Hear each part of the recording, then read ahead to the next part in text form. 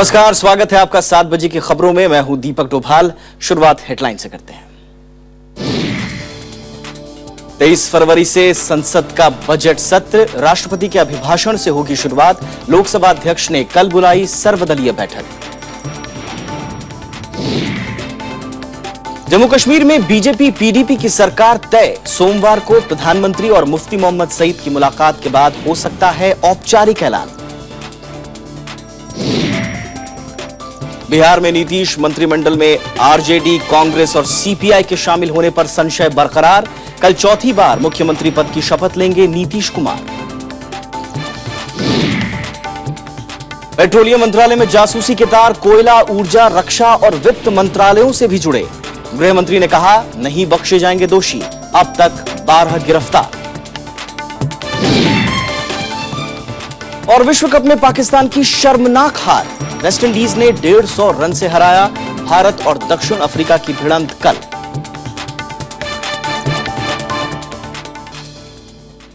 और आइए शुरुआत करते हैं हमारी आज की पहली खबर से।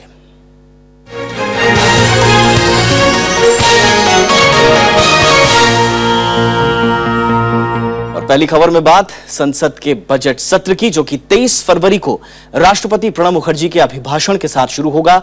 यह सत्र 2 चरणों में होगा। पहला चरण 20 मार्च तक चलेगा, जबकि दूसरा चरण 20 अप्रैल से 8 मई तक चलेगा। सरकारी कामकाज में कुल 44 विषय शामिल हैं।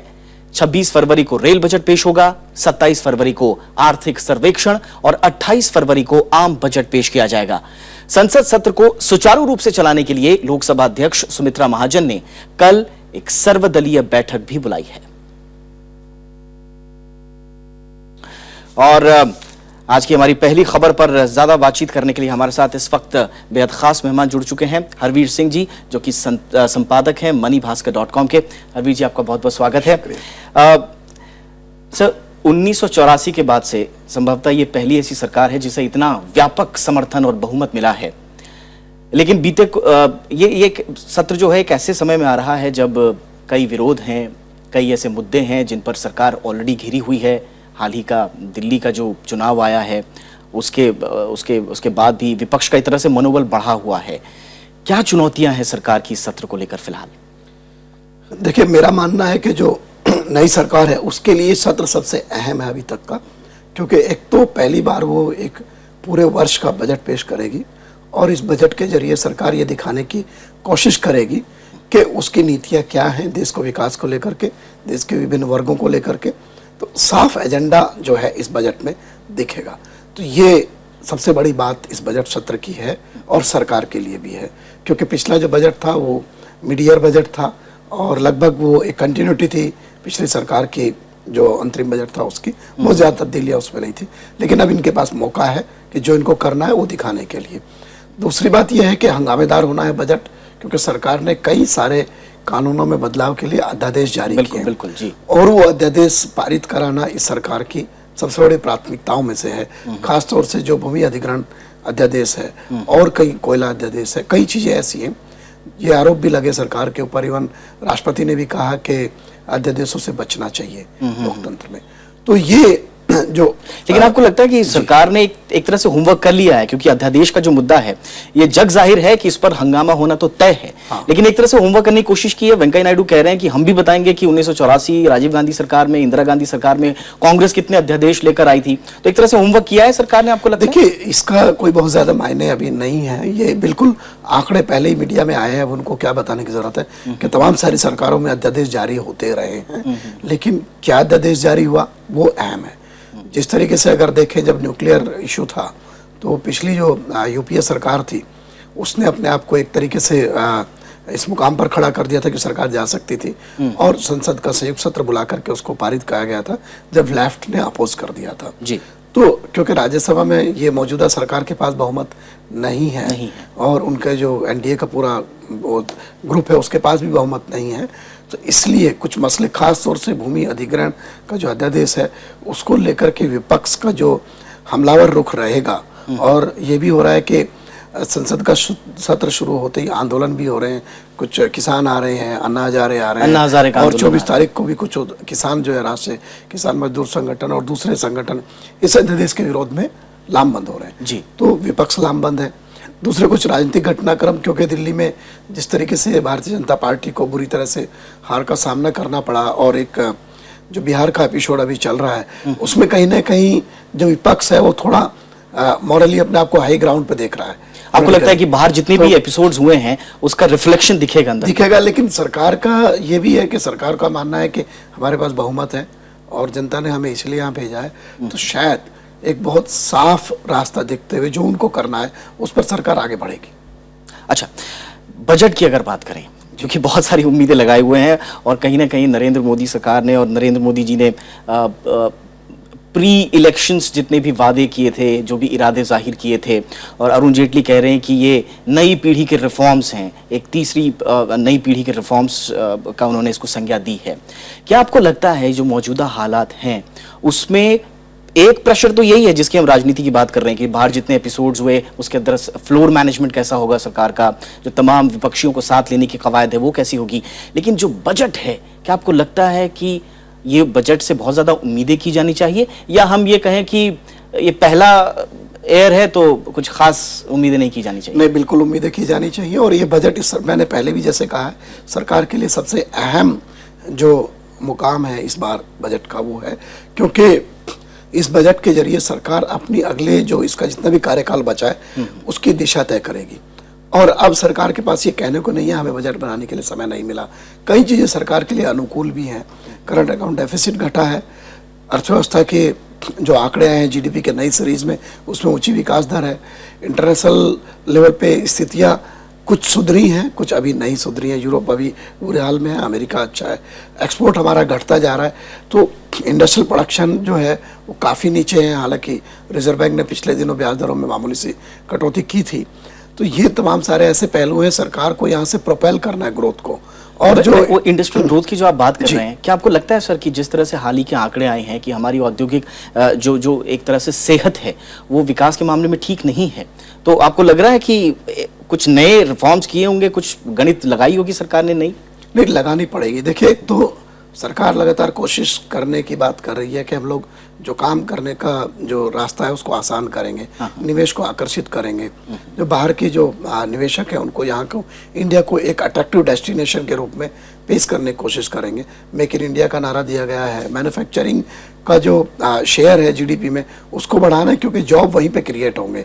तो ऐसी स्थिति में सरकार इस बजट के जरिए इंडस्ट्री को इंसेंटिवाइज करे, कुछ जो कारोबार करने का जो ये प्रक्रिया है उसको और सरल करे, और एक उसको माहौल बनाना ही पड़ेगा।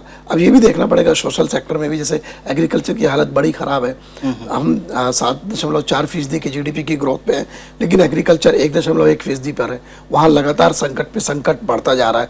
तो वहाँ हर साल कहते हैं कि कम से कम 4% की पीछे 4% की ग्रोथ हासिल की, लेकिन इस बार चैलेंज होगा अरुण जेटली जी के सामने कि एग्रीकल्चर को कैसे वापस 4% पे लेके जाएं। तो ये क्योंकि एग्रीकल्चर में अभी भी जो डिपेंडेंसी है पॉपुलेशन की बहुत ज़्यादा है, करीब 60% लोग अभी भी वहीं पर निर्भर करते हैं, और एग्रीकल्चर से लोगों को बाहर नहीं निकाल सके, क्योंकि हमारा जो मैन्युफैक्चरिंग का बेस है वो सिकुड़ गया है, उसमें ग्रोथ भी नहीं है और उसका जीडीपी में शेयर काफ़ी कम हुआ है। तो ये चैलेंज होगा उनके सामने कि जो इन्वेस्टमेंट का साइकिल है उसको कैसे रिवाइव करते हैं, वो पब्लिक इन्वेस्टमेंट का रास्ता बढ़ाते हैं। आज भी जैसे बिमल जालान ने बयान दिया कि सरकार को अपना जो पर्स है उसको ढीला कर देना चाहिए, उसके स्ट्रिंग को, और जितना वो खर्चा कर सकती है उसको करना चाहिए, क्योंकि इस वक्त ये दरकार है कि इकोनॉमी में किसी भी तरीके से निवेश बढ़े। और अगर पब्लिक इन्वेस्टमेंट बढ़ता है, सरकार निवेश बढ़ाती है, सरकारी कंपनियां निवेश बढ़ाती है, तो उस माहौल को देख करके प्राइवेट सेक्टर का इन्वेस्टमेंट भी आ जाएगा। तो ये जो साइकिल है इन्वेस्टमेंट का वो चल पड़ेगा। सर, हम इसमें कोई दो राय नहीं है कि सरकार अपनी जो इंटरनल रिफॉर्म्स हैं और जो इकोनॉमी की जो पटरी है उसको एक तरह से आगे बढ़ाने के लिए हम कह रहे हैं कि डॉलर आए हमारे देश में, दूसरी देशों की मुद्राएं आए, विदेशी निवेश आए, एक वैश्विक लेवल पर भारत में मेक इन इंडिया की बात की जा रही है। लेकिन जो हमारा घरेलू उद्योगों का जो सेहत है, जो हमारे घरेलू हैं उद्योग हैं, जो कुटीर उद्योग हैं, क्या आपको लगता है कि उनको भी कुछ अपेक्षाएं करनी चाहिए? बिल्कुल करनी चाहिए। देखिए, जो हमारा मैन्युफैक्चरिंग जो टोटल है उसमें करीब करीब आधा हिस्सा आपका छोटे उद्योगों से आता है, और जो हमारा एक्सपोर्ट है उसमें भी उनका करीब करीब उतना हिस्सा है। लेकिन उनके लिए जिस तरीके की सुविधाओं की ज़रूरत है, जिस तरह का उनको क्रेडिट फ्लो चाहिए या इंसेंटिव चाहिए या इंफ्रास्ट्रक्चर चाहिए, उसकी अभी बेहद कमी है। हालांकि सरकार ने पिछली बार भी अनाउंस किया था कि एसएमई के लिए स्टार्टअप फंड में इतना पैसा लाएंगे, लेकिन अभी कुछ ऑपरेशनल नहीं हुआ है।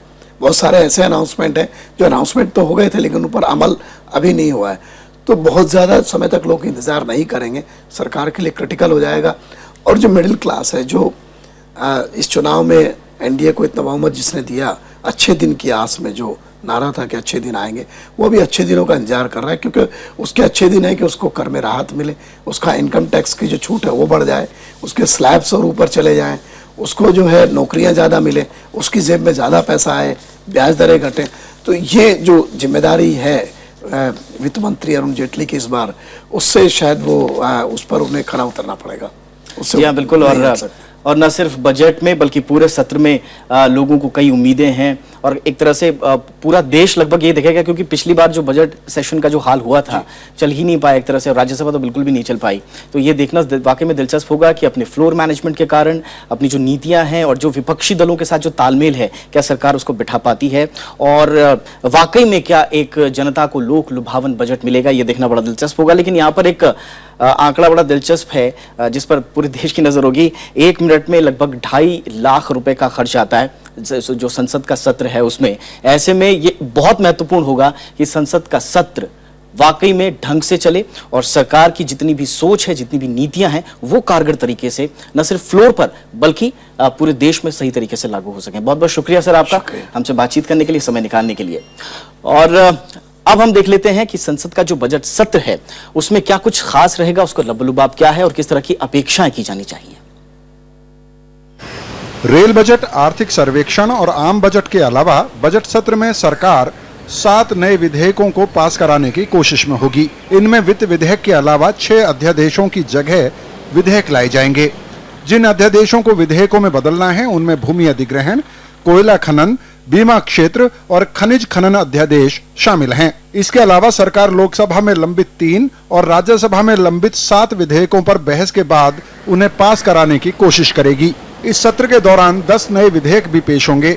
इनमें से लोकसभा में लंबित विधेयक हैं वस्तु एवं सेवा कर से जुड़े संविधान संशोधन विधेयक, लोकपाल, लोकायुक्त और अन्य संबंधित कानून संशोधन विधेयक, निरस्तीकरण और संशोधन विधेयक 2014। राज्यसभा में भी 7 विधेयक लंबित हैं। इनमें कंपनी संशोधन विधेयक 2014, सार्वजनिक भवन संशोधन विधेयक 2014, क्षेत्रीय ग्रामीण बैंक संशोधन विधेयक 2014, भुगतान और निपटान प्रणाली विधेयक 2014, भ्रष्टाचार निरोधक विधेयक 2013 और संविधान आदेश 2014 विधेयक भी शामिल हैं। संसदीय कार्य मंत्री वेंकैया नायडू 16 फरवरी को ही अलग अलग मंत्रालयों के साथ बैठक कर सरकार की तैयारियों का जायजा ले चुके हैं। राज्यसभा में मेजॉरिटी नहीं है, ये अलग विषय है, मगर इस पे सरकार एक कॉन्स्टिट्यूशनल वे से सोचेगी कि किस प्रकार से सभी पार्टियों को कॉन्फिडेंस में लेकर हम आगे बढ़ें। जहाँ तक सरकार के मंशा का सवाल है, वो बिल्कुल इंटेंशन क्लियर है कि हमें जो बिल्स देश को आगे बढ़ाते हैं, जो कानून देश को आगे बढ़ाते हैं, उन कानूनों को जरूर लाना है, क्योंकि सबका साथ और सबका विकास यही हमारा ध्येय है। संसद में कानून पास न होने की सूरत में अध्यादेश का रास्ता अपनाने पर कांग्रेस सहित विपक्षी दल सरकार से नाराज हैं। Coming budget session, we will have to see. There are issues which can bring parties in opposition to come together. For instance, ordinances, and several parties, almost all parties in opposition, they are opposed to the ordinances. The left parties are opposing the ordinances. I understand the Congress party has expressed strong objections to certain ordinances. Congress पहले ही कह चुकी है कि वो भूमि अधिग्रहण कानून में संशोधन के पक्ष में नहीं है, वो इसका विरोध करेगी। वाम दल और तृणमूल कांग्रेस के तेवर भी भूमि अधिग्रहण कानून और बीमा क्षेत्र से जुड़े संशोधन विधेयक पर तीखे हैं।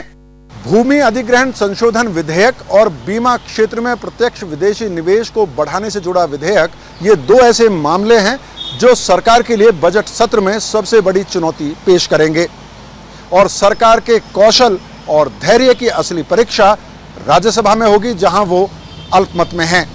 कैमरामैन राजदीप के साथ श्याम सुंदर, राज्यसभा टीवी, दिल्ली।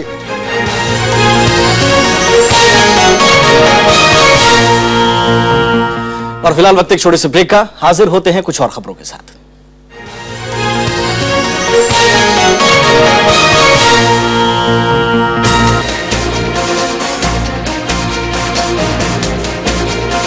जम्मू कश्मीर में बनेगी बीजेपी पीडीपी सरकार। न्यूनतम साझा कार्यक्रम में धारा 370 और आफ्स्पा पर हुए मतभेद कम। देखिए पहली खबर, जम्मू कश्मीर सरकार गठन, आज रात 8 बजे।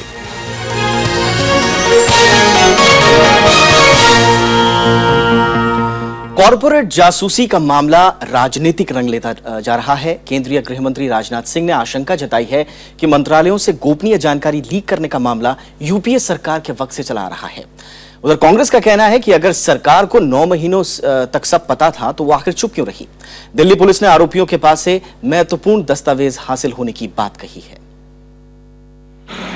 पेट्रोलियम मंत्रालय में कॉर्पोरेट जासूसी का खुलासा होने के बाद इसके तार कोयला, ऊर्जा, रक्षा और वित्त जैसे मंत्रालयों से भी जुड़ गए हैं। इस बीच गृह मंत्री राजनाथ सिंह ने कहा कि गोपनीय दस्तावेजों को लंबे वक्त से लीक किया जा रहा है। उन्होंने इसके लिए पूर्ववर्ती यूपीए सरकार की ओर इशारा किया है। उन्होंने कहा कि दोषियों को बख्शा नहीं जाएगा। उधर कांग्रेस ने इस बारे में जानकारी होने के बावजूद सरकार की चुप्पी पर सवाल उठाए हैं। किसी भी पॉसिबिलिटी को मैं रूल आउट नहीं करना चाहता हूं, लेकिन ये सब सारी चीजें लंबे समय से चल रही होंगी, तभी ऐसी परिस्थिति पैदा हुई और उसकी जांच हो रही है और बिल्कुल दूध का दूध, पानी का पानी हो जाएगा। 9 महीने में ये सरकार शासन का ताना बाना नहीं संभाल पाई। अगर जासूसी हो रही थी तो जासूसी की जिम्मेदारी सरकार की है। शुक्रवार की रात क्राइम ब्रांच ने इस मामले में ऊर्जा कंपनियों से जुड़े 5 और लोगों को गिरफ्तार किया। गिरफ्तार लोगों का ताल्लुक रिलायंस, एसआर, केयर्न्स, जुबिलियंस एनर्जी और एडीएजी रिलायंस समूह से है। इन सभी को पटियाला हाउस कोर्ट में पेश किया गया। इस जासूसी के मामले में अब तक 12 लोग गिरफ्तार हो चुके हैं। दिल्ली पुलिस ने गिरफ्तार आरोपियों के पास कई महत्वपूर्ण सरकारी दस्तावेजों की कॉपी हासिल होने का दावा किया है, जिसमें राष्ट्रीय गैस ग्रिड से जुड़े वित्त मंत्री के बजट भाषण के अंश के साथ पेट्रोलियम मंत्रालय के एक्सप्लोरेशन सेल के दस्तावेजों की कॉपी, कई सेक्टर्स के परफॉर्मेंस का बैकग्राउंड नोट, हाइड्रोकार्बन पर कैग की रिपोर्ट, कुवैत में भारतीय दूतावास के कागजात और प्रधानमंत्री के प्रधान सचिव निपेंद्र मिश्रा की चिट्ठी जैसे दस्तावेज शामिल हैं। जो गुनहगार है वो तिलमिला के कुछ तो कुछ उनको कहना पड़ेगा। सब पुलिस की प्रक्रिया के अंदर इन्वेस्टिगेशन हो रही है, उसके सामने सारा विषय उजागर हो जाएगी, दूध का दूध, पानी का पानी हो जाएगी। डॉक्यूमेंट्स जो है चोरी किए गए, डॉक्यूमेंट चोरी करने के बाद में आगे बेचे गए।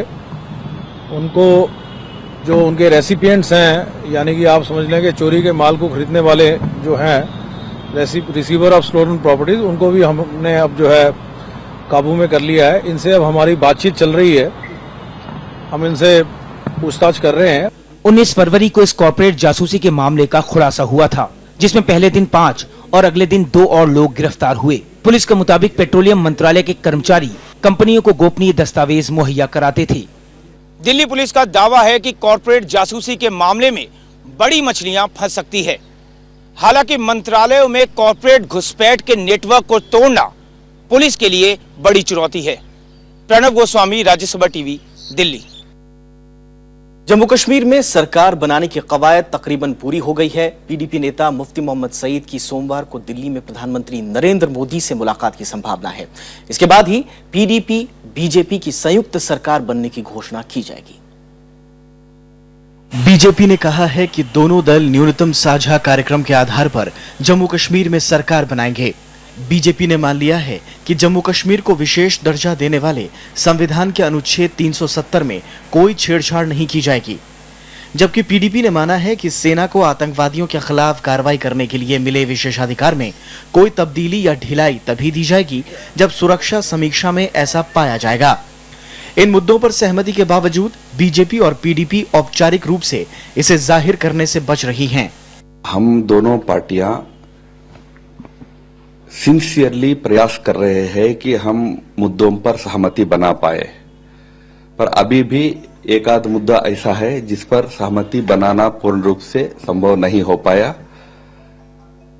इसलिए इसका जो समय लगेगा वो समय लगेगा। हम प्रयासरत है कि जल्दी एक सहमति पर पहुंचकर विषय को आगे ले जाए। पीडीपी के साथ गठबंधन सरकार के लिए शुक्रवार को दिल्ली में बीजेपी के जम्मू कश्मीर और केंद्रीय नेताओं के बीच बातचीत हुई थी। उस बातचीत के आधार पर शनिवार को न्यूनतम साझा कार्यक्रम के मसौदे को आखिरी रूप दे दिया गया है।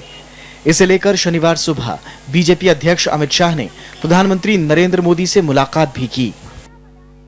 भारतीय जनता पार्टी की जो कोर ग्रुप की टीम है ये दिल्ली गई थी, अपने शीर्ष नेतृत्व जो हमारा है उनसे मिली है, विचार विमर्श किया है।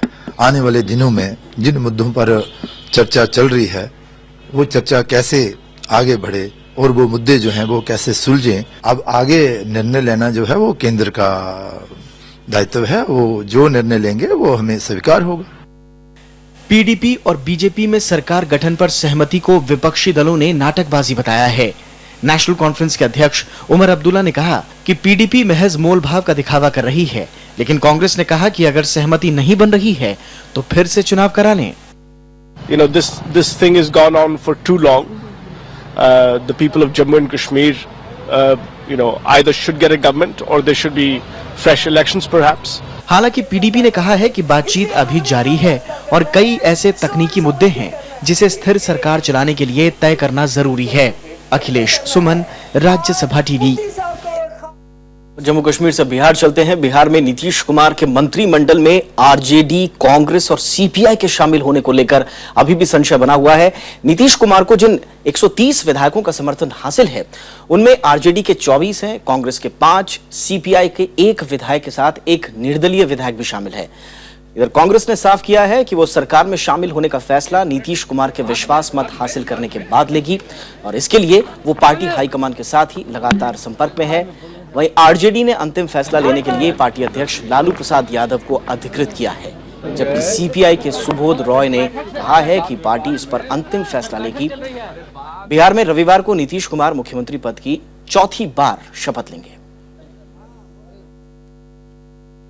जाने माने सामाजिक कार्यकर्ता और वरिष्ठ वामपंथी नेता गोविंद पानसरे का आज कोल्हापुर में अंतिम संस्कार किया गया। 82 साल के गोविंद पानसरे का शुक्रवार रात मुंबई के ब्रीच कैंडी अस्पताल में निधन हो गया था। रोड टोल टैक्स के खिलाफ आंदोलन चलाने वाले पानसरे और उनकी पत्नी को 16 फरवरी को उस वक्त गोली मार दी गई जब वे सुबह की सैर पर निकले थे। पानसरे के निधन पर राजनीतिक और समाज सेवा से जुड़े लोगों ने गहरा दुख जताया है। उन्होंने आरोपियों की जल्द गिरफ्तारी की मांग की है। करीब 1.5 साल पहले पुणे में अंधविश्वास विरोधी सामाजिक कार्यकर्ता नरेंद्र दाभोलकर की भी हत्या के बाद ये घटना हुई है। It was a murder and a murderous attack, and the Maharashtra government will have to act, and in fact the central government should take note. Why in state like Maharashtra such attacks on public activists, political activists are taking place? It is a very serious development. और अब आने वाले आम budget से जुड़ी हमारी खास खबर।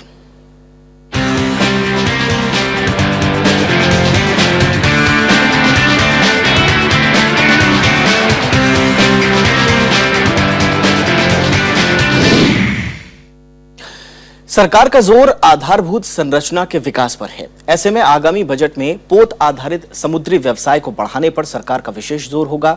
इसके अलावा प्रधानमंत्री की महत्वाकांक्षी सागरमाला परियोजना की शुरुआत के लिए बजट में आवंटन होने की उम्मीद है। सागरमाला परियोजना के तहत तटीय राज्यों को सड़क, रेल और हवाई अड्डों से जोड़ा जाएगा, जिससे व्यापार में तेजी लाने की कोशिश की जाएगी।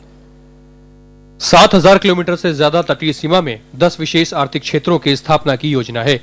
इसके अलावा केंद्र सरकार सागरमाला परियोजना के जरिए व्यापार में तेजी लाने की उम्मीद कर रही है। 28 फरवरी को वित्त मंत्री के बजट भाषण में इन दोनों परियोजनाओं के बारे में महत्वपूर्ण ऐलान हो सकते हैं। Actually receiving the Prime Minister's personal attention, and it is the way he has defined it. It's called Sagarmala, which is port-led development. Now that is those are the 3 words that define the entire Sagarmala approach.